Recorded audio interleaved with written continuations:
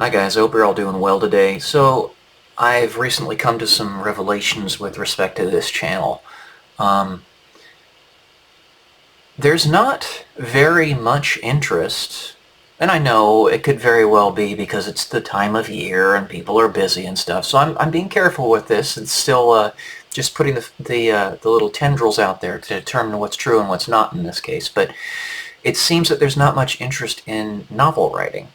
Or learning how to creatively write. But there is a lot of interest in specifically family matters, which is one of the main things that this channel was going to focus on to begin with, as well as finance. And that's something I'm very good at. Alright?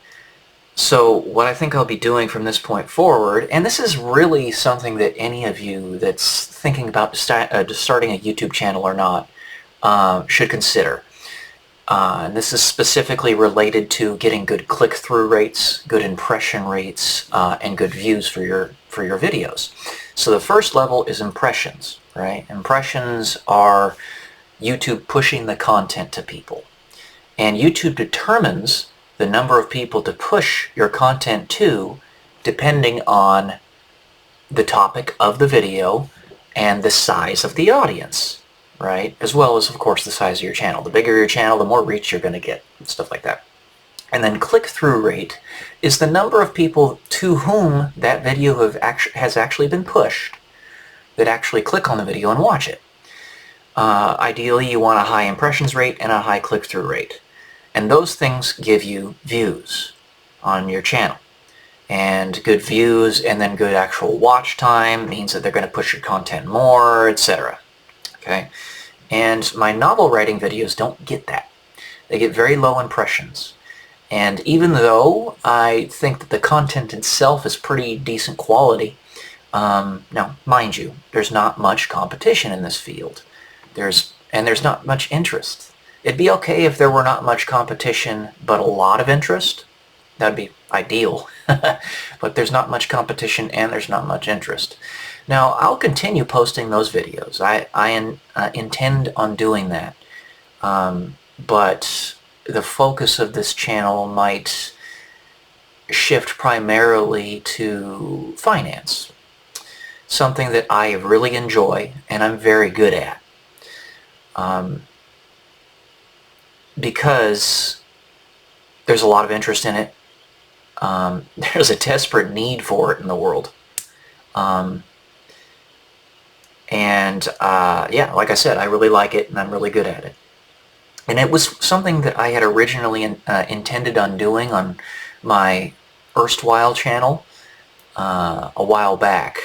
But the channel got shadow banned, and then about a week and a half ago it was deleted by YouTube for no reason. So we'll shift it over to this one. And I'll talk more and more about finances. And since you clicked on this video probably anticipating something about finance, let me go ahead and chat a little bit about it. So the very first thing you want to do, most important thing, is you need to figure out what the average income that you make is every month or 2 weeks or whatever pay period, and then make it to a month and all that stuff. Figure out what that is. And you want to figure out what you're going to make gross and what you're going to make net. Alright. Now, net is the more important one because it's after taxes. That's the one that you actually hold on to. Alright. You take that amount of money and you need to figure out what that is on average. The number of hours per week and per month that you anticipate you're going to work on average.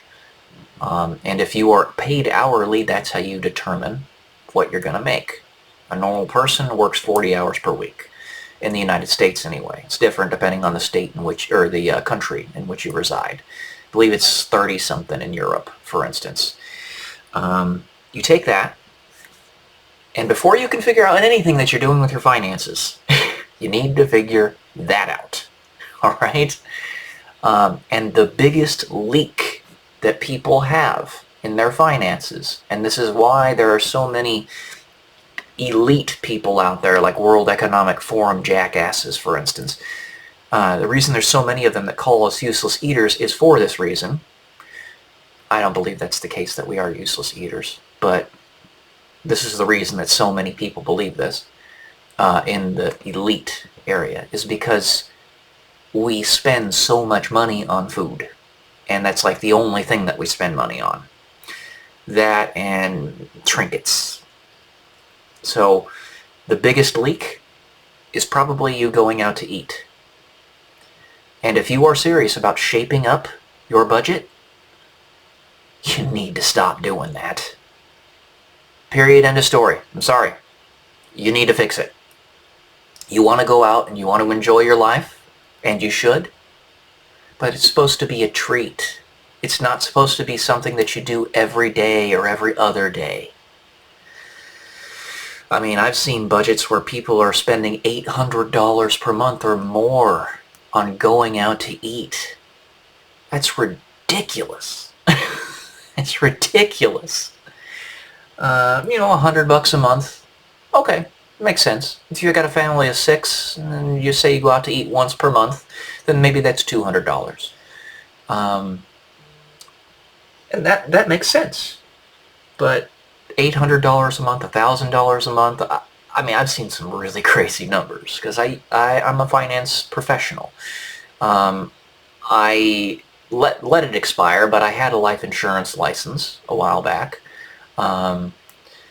Yeah, so that's the number one thing I would say you need to focus on. All right, build your budget and figure out the primary leak, which is probably going out to eat. That's all I got for this one. I'll come at you with the next one later. Love y'all.